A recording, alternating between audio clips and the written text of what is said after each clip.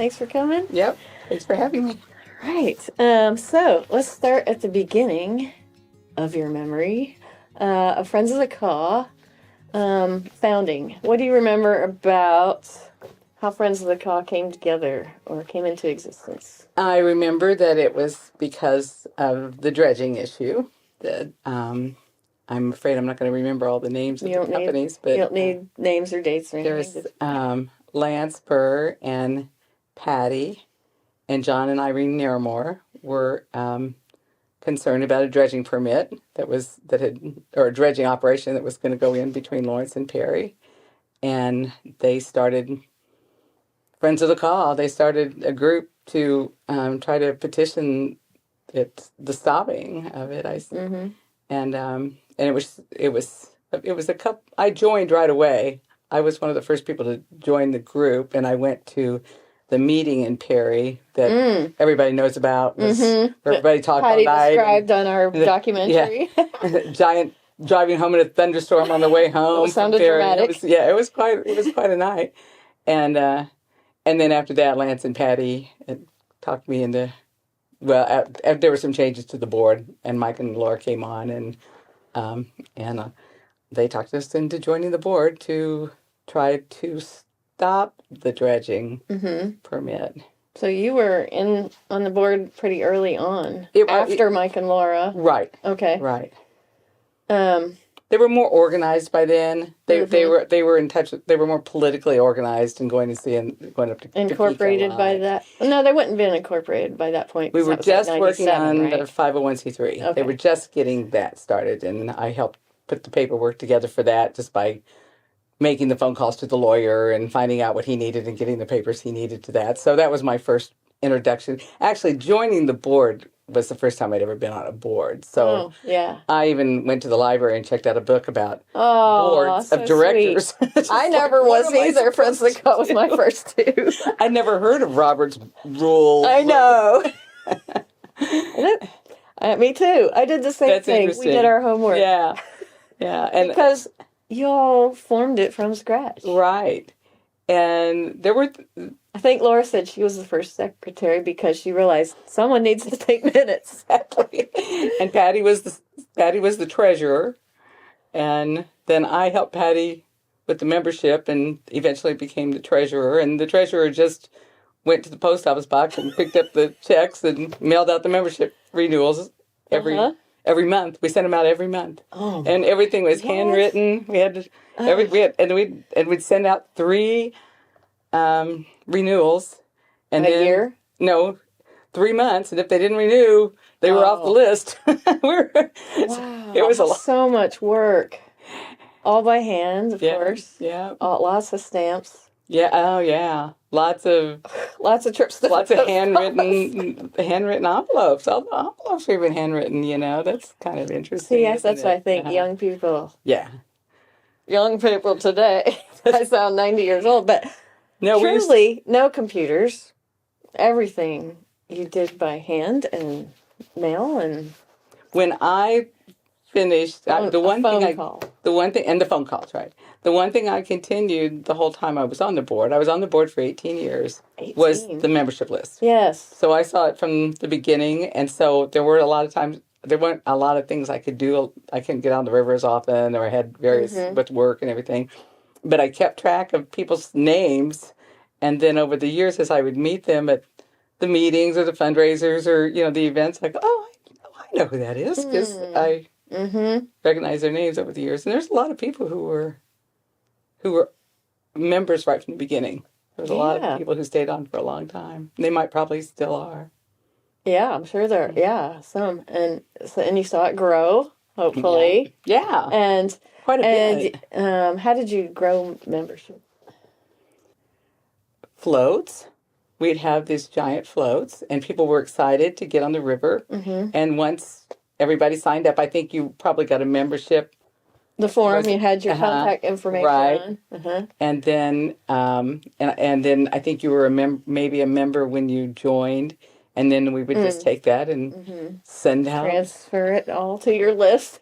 When I came on the board in 2011, you were still doing that. You still had the Well, I whole did membership take list. an Excel class and learned how to do an Excel And list. it's And in so spreadsheets. right. Yeah. So I figured that part I learned how to Uh-huh. do. And yeah, so then it was computerized to that extent. And as a matter of fact, early on, there were some board members who thought that I shouldn't be the treasurer, or I shouldn't be in charge of the membership list, and I shouldn't even be on the board because I didn't have a computer. That's how non-computer Wow. and tech I was. And they were all pretty new. I mean, we were pretty impressed with their computers. Yeah. So, Oh, wow. but that's okay. You get through all of that. Yeah. But, and so, yeah, it grew quite a bit. And I think when I left, I remember at the point where Don says, "Joanne, you don't need to do this anymore because we have a computer program that'll send out everything." Just and punch it in once and and then they don't mail anymore. Now it all goes Email. emails. And it was like, wow. I mean, you were automated out of a job. Probably happily. Which was just fine. I'm sure it's much more efficient. You know? But really, when you think about all the time that goes into something like that, that's pretty interesting. Yeah. And it was but it's pretty routine for the way our lives were and at the time. that's what I'm learning through all of you is like how grassroots this really was. It really was. And how you built it from nothing because of people who had passion for the river. And so were you on the river much, or how did you? Not very much. Who twisted your arm to get on the board?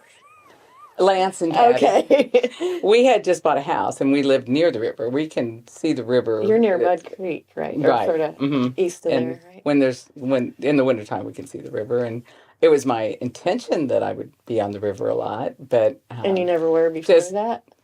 Oh, I used to do canoe trips in Arkansas. That was what I used to do, an annual canoe trip in Arkansas. Okay. So and we had that experience, and we used to, we floated the rivers on vacation and then come back and say, we need to get everybody on a float on the Kansas River. And then we go, oh, well, maybe not. That's Maybe not exactly not. the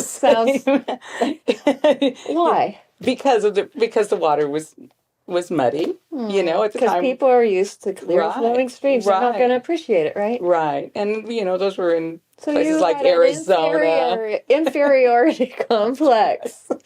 Well, you do finally get to the point, and Laura was really good at explaining this is a prairie river. It's, it's not a clear water river, and so even people on the board had to be convinced of its worthiness.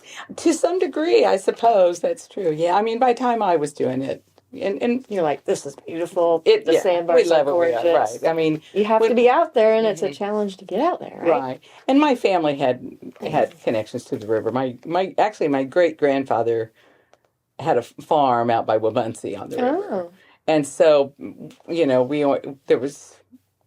it was hard work. My grandmother had to work the farm when my grandfather died, and I mean, so there wasn't always happy stories about the river, but they always kind of lived along a river, and what was their interaction with it? Did they just stay away from it? Did they use its water or for farming or farming? I mean, he was irrigated, right? I mean, from the river. That I don't know enough about how they did it all back then. It was just always the Kansas River. I mean, it was kind of an afterthought. A trail. Well, no, I mean they farmed the area. Whether they, I don't know how they irrigated. That would have been a long time ago. So they mainly just farmed the good soils, the bottomland, right? The rivers are probably flooded, And wonder did they play on it? Or I mean, there's probably no time to play or recreate. But so I did you ever play on it as a kid? No, It was out of the family by the time I was around. So we grew up more with the stories of the quicksand on the river and stay away from the river. The quicksand and whirlpools. Right. Yes. It was scary and dangerous. We grew up in suburban swimming pool said, across the back. It was mother's best way of saying, stay away from the river. Exactly. It makes total sense to me because my mother used to play on the river. Oh, okay. And her sisters had those stories? Yeah, they had the stories of playing on the river and nobody knew where we were. And there was a house down along the river that they thought somebody lived in, but the kids thought it was neat, but I'm sure the parents didn't want them down there. So Anyway, So could you say Friends of the Cot really helped change the perception of the river? oh, yeah, absolutely in this area. I think I have always been drawn to the river as just a natural beauty, but as far as starting an organization that people would appreciate the river, it was a hard sale. Lawrence has pretty much turned its back on the river. Cities in general have, and there was some interest in the Riverfront Park in North Lawrence, and then the Bircham Park. But in general, Clinton Lake, it's just a different mentality to go toward the reservoir. Go to the reservoir for your clean water and Exactly. sailing and fishing. Exactly, and jet skiing or whatever. right. So the river was just the ugly stepchild. It was pretty much overlooked. I think it was overlooked. Now the people in North Lawrence, obviously, they know its value. Fishermen, anglers, right? And there was a handful of people that we used to go down on the sandbars in college days and cook shrimp on a fire or something. You mean ones that you could walk to, or did you? Yeah, the one we'd go out by Lecompton. Oh, along yeah, the river road. It's all shallow up there. Yeah. And well, that's fun. but in general, it was pretty quiet. You had it to yourself. I don't know if it's still that way these days. Now that all the boat ramps are built, I was in the early part of the boat ramps, but do very many people use them? I think they get used. Well, from what I have heard too, a lot more. But I'll tell you, almost any time I'm out on the river, I never see anyone. Yeah. There might be a group of people who go out, and mostly on the weekends, now that people can do things on their own and float between the 10-mile boat ramps or whatever. A lot of times I go out by myself. I never see a soul. Maybe there's an angler or whatever, but it's not, even though there are all these ramps, you still have to have equipment. You have to know what you're doing. Right. It's not an easy. Right. You need a shuttle or a plan or, it takes a little effort. It's not just. So how have you seen that change, or have you? Well, you're mentioning that makes me think of one of the other things I was really involved in was the early on getting people on the river. Because the shuttle part, we had to take you couldn't get on. Well, there was no access. That was my. There was no ramp at Lecompton. There was no ramp. We had to go. You go to someone's private property and get on the Delaware. Oh yes. And there was a bridge. There was a little. We got in on the spillway, the Perry Spillway. The whole way up there. Yes. Oh, at the outlet park. Yes. Yes. And we would put people on, and we would come all the way down the Delaware. That's like 16 miles. It was an all-day event. It was, and we had like 20, 30 boats or something. There was a lot of or canoes. more. I did that in 96. I probably did the same one because I did it before I started helping organize or helping work on it. I did one. It was so fun. There was one. There was the one where we were all of us sitting in the front. We're waiting for everybody to get caught up, and we noticed a white horse up on the side of the hill. That everybody was going, oh, look at that pretty horse, and it was. And then we realized it wasn't moving. I mean, it wasn't doing anything, and we realized it was caught in the fence. And so people from the front of the boats. Went up, caught in barbed wire, and cut the barbed wire and freed this horse. And this whole thing went on while we were waiting for everybody to come. Someone had wires. Somebody had something, yeah, and cut open the fence. Then got him out of the fence. And then at the end, one of the organizers was going to go try to figure out whose house that was, so he could let him know that the horse had been caught in the fence out by the river. So I've never heard that. That is so weird. And we were all the first ones. We're all just sitting here trying to figure out what we could do to help the horse. And it was kind of a magical moment actually to see this pretty animal up there while we were waiting. And then after that Then you had good river karma for the rest of your life. Life, right? Wow. No, never heard that one. Well, there was so that was a big deal to go on those long trips with all those people. And then I got involved in all the orange life vests. Yeah. Did everyone have to wear a life vest then, like they do now? Oh yeah, probably. Oh yeah. And everybody had to sign a waiver. Be safe. And you had to, when you're not doing the canoeing part, you're in the behind the scenes, you're getting 10 people's keys and driving back and forth. I had no idea. Driving She's cars like, we back collected everyone's keys and drove their cars back to Lawrence. I'm like, you did? Exactly. I said, weren't there school buses or something? I don't remember how we got out there, but I guess I we would just drive all my drove van out. a lot and put Shuttle. as many people as I could in the van. And we'd take them out. And some people would have other people come and put one car at the end and one car at the beginning. And they would arrange that. Parking, and then not enough otherwise, parking for all that. right. Yeah, it was. Especially then. And we didn't have cell phones. And so the year that everything was all ready to go and everybody was gone and we were standing there and Molly had all of the releases, the waivers. And she says, we can't put them on the river without the waivers. And it was just like, we didn't know how to get, we couldn't have no way. I just had to jump in the car and race to Perry to get the waivers. Then that probably took 3 more hours. Well, maybe not that long, but yeah. It was it was quite a deal. And then when people would come under the Lecompton Bridge. So beautiful. It was kind of fun to stand and watch all the people come through. It was fun to be on it, but it was also fun to And I bet for a lot of people, like me, it was my first time on the river. And it was just fun. We didn't have to think about it. We got off on a sandbar at some point. Exactly. Maybe there was an educational talk. Right. Mike did that.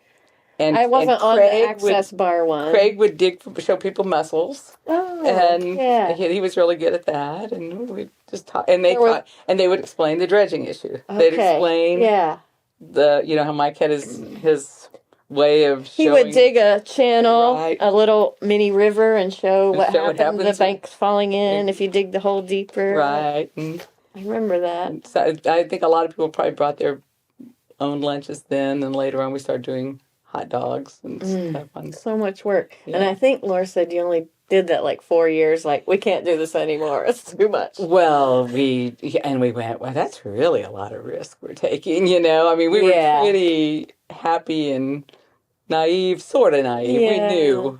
But then after a while, we went, we've been pretty lucky so far that nothing's gone wrong. Don't want the luck to run out. Yeah. Let's rethink this. Yes, smaller groups, more controlled groups. But I think that got a lot of attention. I think a lot of people got excited about the possibility. It was in the paper. I remember that, public float. And like, let's do it. Yeah. So you continued the floats, but on smaller scale. Right. And so after that is when you all started thinking, or Mike, too, like, let's build these ramps. Right. And what made me think about that is when you say that there's so few people out there, there was this constant, sort of battle as you would go from one city to the other. We don't want a bunch of kids out there partying and trashing our river. And, the fishermen go out there, and we have it to ourselves. And all they really got was a really nice new boat ramp, right? And there's not much problem. And there's only been, of the whole river, 2 problem boat ramps, one near Kansas City. Yeah. The Turner ramp is, it's always going to be like this hangouts under a bridge, urban bridge, whatever, and Seward, which is getting cleaned up. But for the most part, fisher folk love it. Yeah, and I've been to the one. People do their own trips. Right. One is it Bellevue? Mm-hmm. That was one I helped work on. Oh.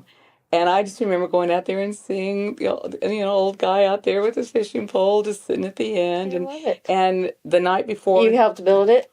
I brought food and for the workers and just kind of helped Mike do whatever errands I needed to do and stuff. And then and so I was there when they were pouring it. And it was I never got to see one. And that was right across the street from my grandfather's property. Oh, at Bellevue. Cool. Because I remember they would ask for some volunteers. I never was able to get in on it, but they'd have people tying the wires for the concrete forms and all that stuff. And I never got to see one built, but it was good. It seemed so cool. It was a different group of people that were doing it because Mike would get these local, machine operators, and some of the guys in the in the heavy want to get their equipment out They there. did. And he explained how they pour the slab and then shove it down. Yeah. And I couldn't believe And that. they got into it. They were excited about it. They were. And engineers to design it or whatever. And well, Mike designed a lot of it, and so he has boxes. I saw him yesterday. There's folders this thick for every single ramp of the whole process, all the contact people, and everything for every ramp. Wow, it's pretty cool. Yeah, he was a force to be reckoned with. That's for sure. Mm-hmm. He had so many ideas. But when I went out to Bellevue, I remembered that morning when I brought sandwiches and stuff out, that the guys in town had come out because somebody had been out. There's broken beer bottles and stuff, and they were like, "We know who did this. We're going to go get them and make them clean it up." And it was like taking ownership of it. Exactly. And they did. They got it cleaned up. They called them out on it and said, "You're not going to do it." So I'm like, "Well, that's good." So. Well, I know, Mike could be a little persistent with getting some of that stuff done, but he also really involved the communities, like you said, who would take ownership of it then, and we wouldn't have to be responsible for maintaining all those. And then consequently, we created the Adopt a Boat Ramp program, and then just like the highway, the litter program, get people locally to go out and clean it up, and it's really worked. Oh, that's great. That's great. I haven't seen a lot of that. Continue that legacy of caring for the ramps in each community because they're so far apart. Yeah. Apart. A lot closer than they used to be. Yeah. I mean, the river, the communities are so... Right. But... Well, and so I was surprised when you said about the Rolling Down the River Festival. Yeah, this is the first thing I went to when I moved to Lawrence in 96, and all the local environmental groups were there, and I'm like, what is this? So you can explain what the Rolling Down the River... Oh, you don't know what it even was? Well... It was a Humanities Council grant, I think. I have an idea. You did presentations in different towns down the river over a weekend, right, or something? No, actually, it was a cool idea, and I was read this. only It's over involved in the Lawrence one. Okay, but it went to different cities, so every over weekend. Yeah, it started in Junction City, and there was one woman in particular whose name I don't remember now, who was and it was Ridge, the coordinator. She was from Deep Creek Road and Latane Dunawin.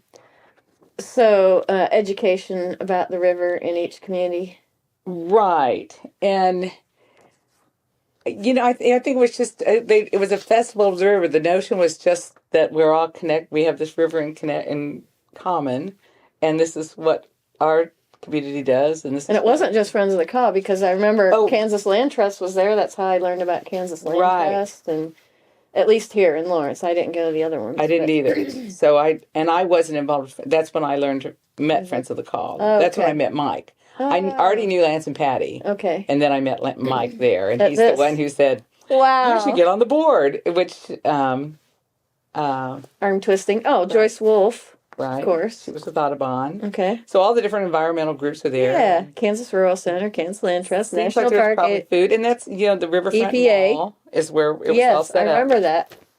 When there was music and... Yeah.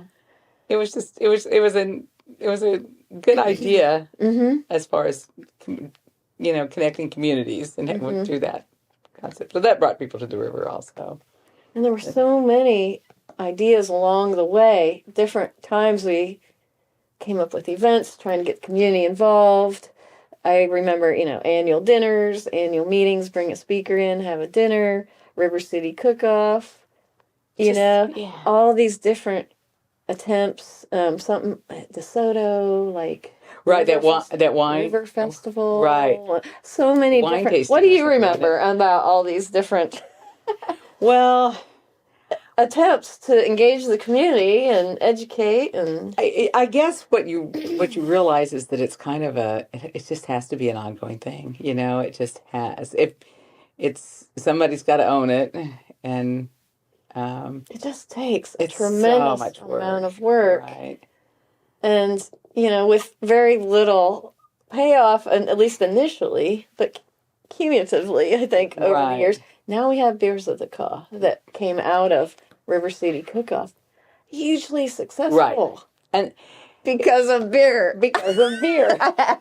Someone's just And the breweries involved. I mean, I think it was it's just Kelly sign- Fry, the our sign of- former yeah, I president, remember her, right. who said, "You guys need to have serve beer." That's all there is to it. And it's like, and it took some years for that to kind of kick in too. And our film fest and Right. other things, Right. it's taken so long.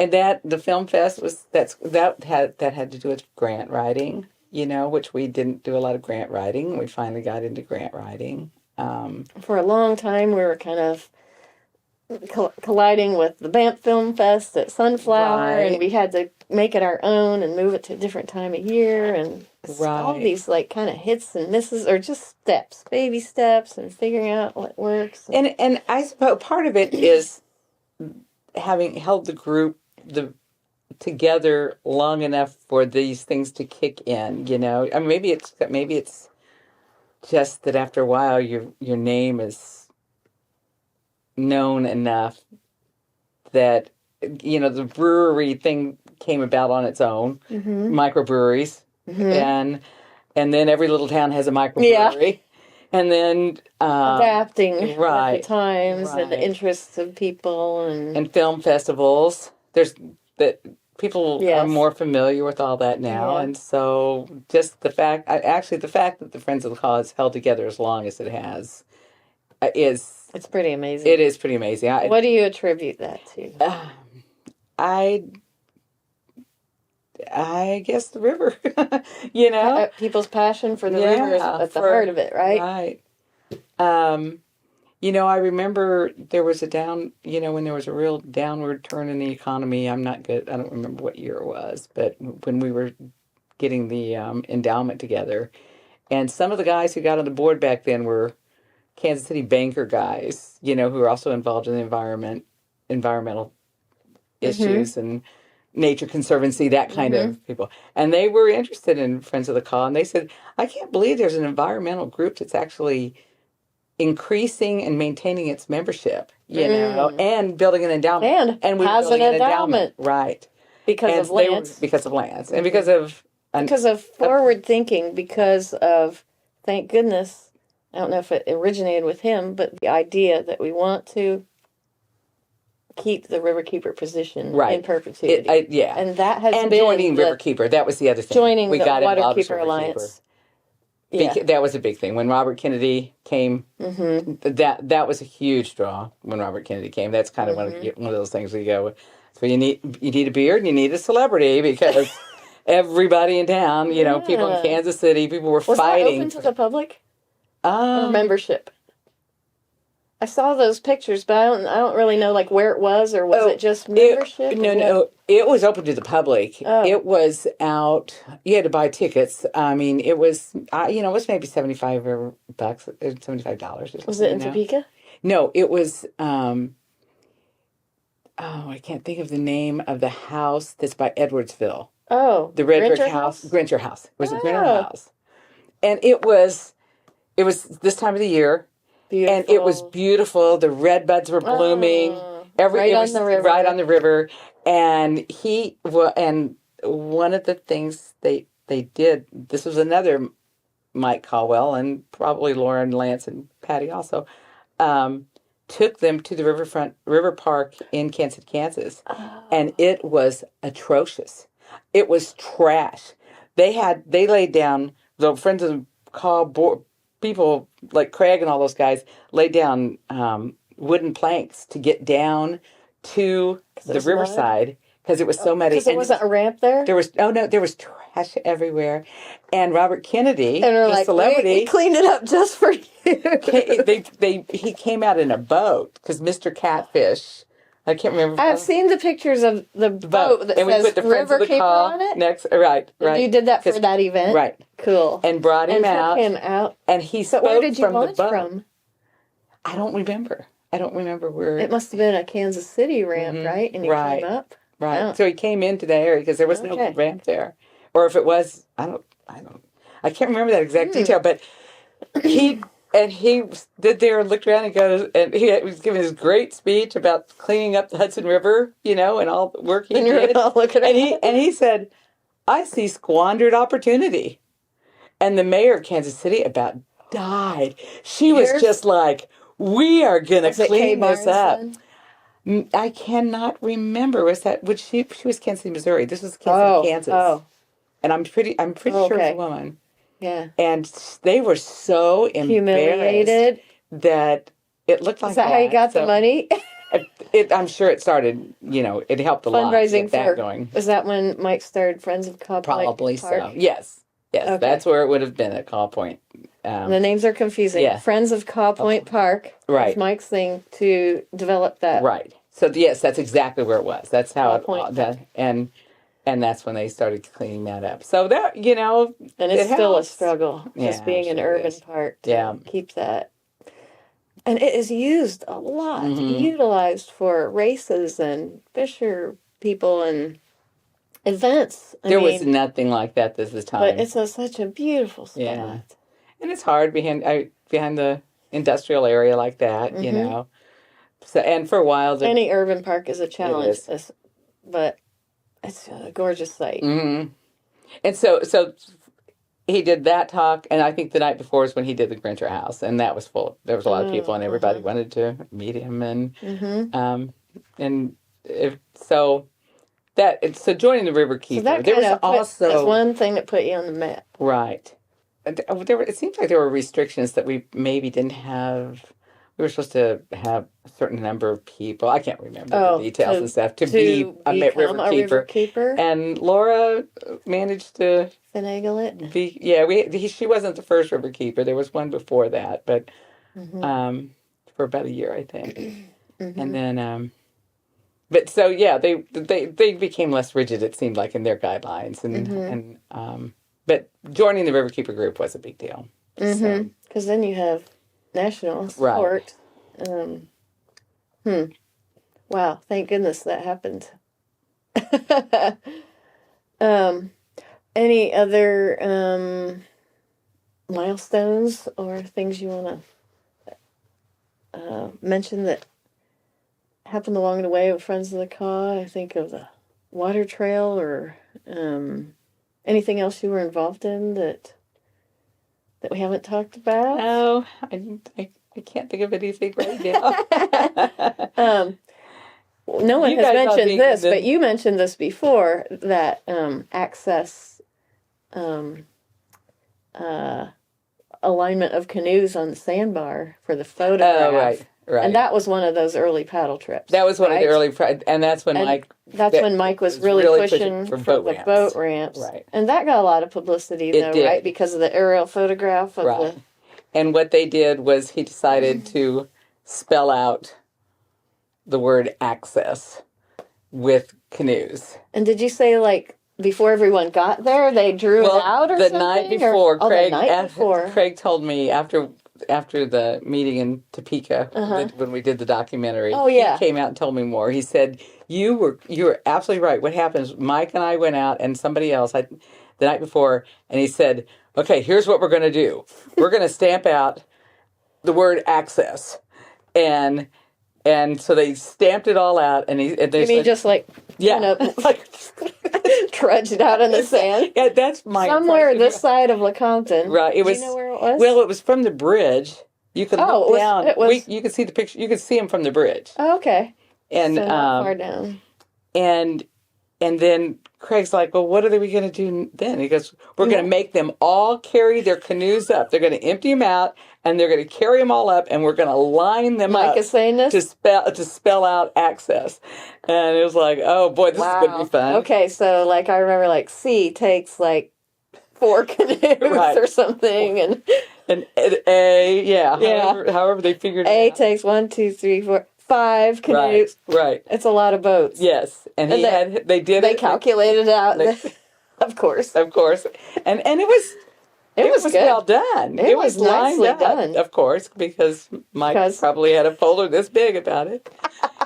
And then the way it turned out, what I loved about the picture that I said was that all the different colors of the boats made it so interesting because there'd be red and yellow and white, and it just reminded me of beadwork. It looked like, and the sand reminded me of a hide. It looked like I remember beadwork you on a said deer that. hide, and It I does thought looks like those tubular beads, right, sewn on buckskin. right. It does have that effect.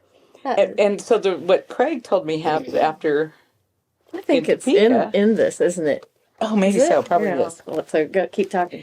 He said that what happened was that they went up, and Gil Zemensky was a member of the board. Yeah, I've flown with him many times. Well, I don't know his planes, but he said he had a small little plane, like a Piper, that he took him something. in, and it was the wind was real rough that day, and they had a Journal World photographer with them to take the picture, and he got sick, and he couldn't look out the window. What? So it was Craig that took the picture. He couldn't even look out the window? He was in the back. He was too sick to take the picture. Oh my goodness. So Craig said, so that was actually my photograph that ended up in the Journal World, and that's probably why why he did this book. That's so great. Yeah. I just assumed Craig went up to take the picture. I did too. Surely it is in here. I'm sure it is. It's probably right. There's so many great pictures in here. Yeah, it's probably in the first one. And I start at the back, but yeah. Oh, those were so those fun. Old life vests. God, they're so bulky. Yeah. So tell me about I know a great one. memory. I know another one. Okay. When we took Governor Brown back out. Oh yeah, governor's floats. Right. There were a couple of those, right? I was only on the one, but that was... Yeah? So you got to meet him. Yeah.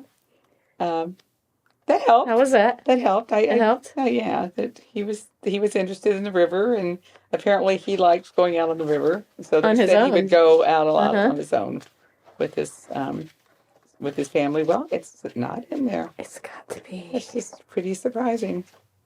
Okay, maybe I missed it, but anyway. So we have it somewhere.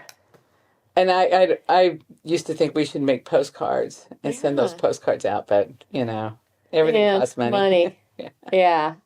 Oh, that was the other thing. Just keeping track of the membership. Every meeting, you'd say how much money was in the bank and how much we'd spend on stamps and how much you'd spend on this and that, and it was work, real work. Yeah. It was fun. It was always a potluck, and we would have annual meetings at people's houses. And one time we went down to Larry Bodenson's down in the Ozarks, and he was right on a river, and we spent the night and fixed dinner, and then we stayed at Laura's out at the lake. Oh, Lake Cahola. At one time. So our annual meetings were kind of fun. Friends group that has evolved, and as there's been, board attrition, and then it seemed to me like maybe there's more of a conscious effort, like, okay, we've got lawyers, we need some scientists, we need, to try to start balancing out the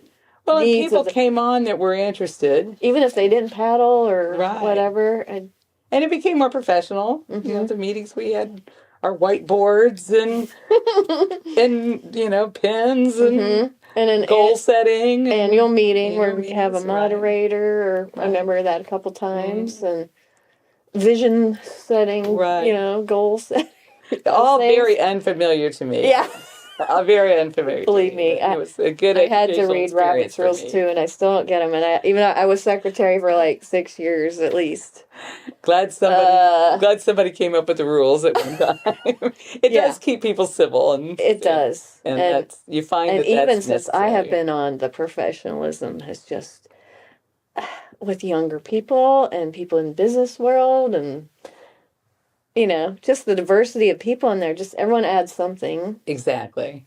And it's just, I'm so glad we're at a good place. And so what do you think for the future of Friends of the Cause? 50 years from now, what's the legacy going to be?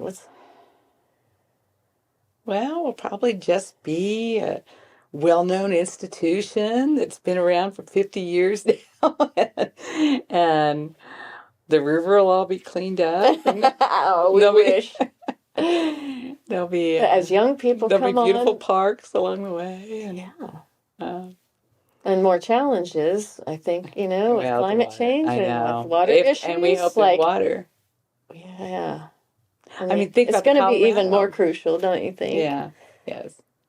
I think about the Colorado River.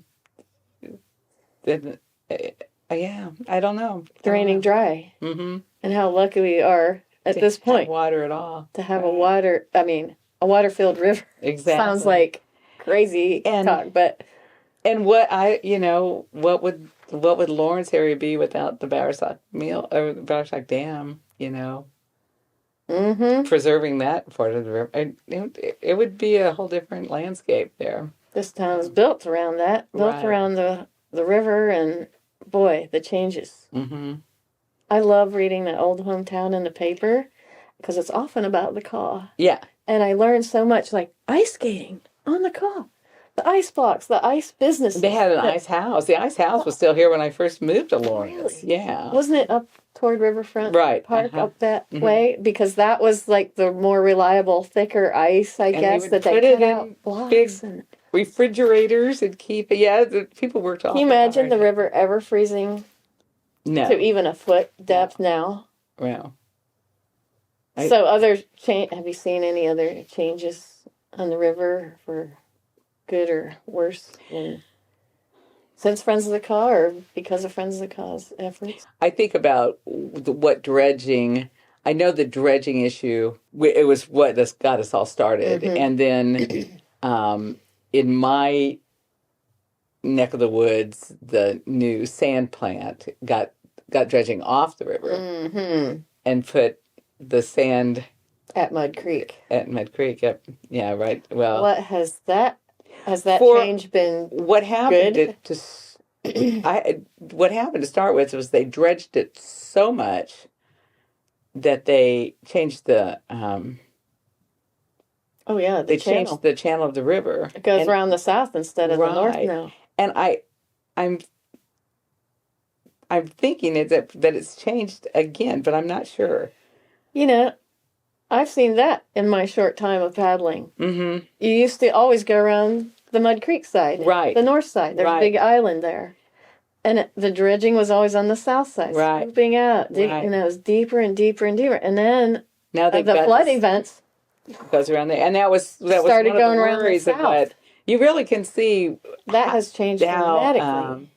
How it affects things. I mean, how our operations on the river affect. So glad to have that dredge off there. I remember you always saying, we can hear it day and night. And right. Well, we could, and the lights. There's some regulation now to it because it's not unregulated on the river. So we still hear it, but it's a pit mine now. It's a pit mine, and it's not going day and night. The one thing we accomplished as neighbors was put hours on it. That was the one thing. Okay.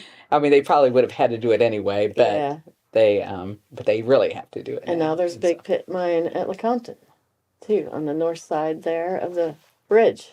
Huge operation there. I don't know if I've seen it. Yeah. So on the east side.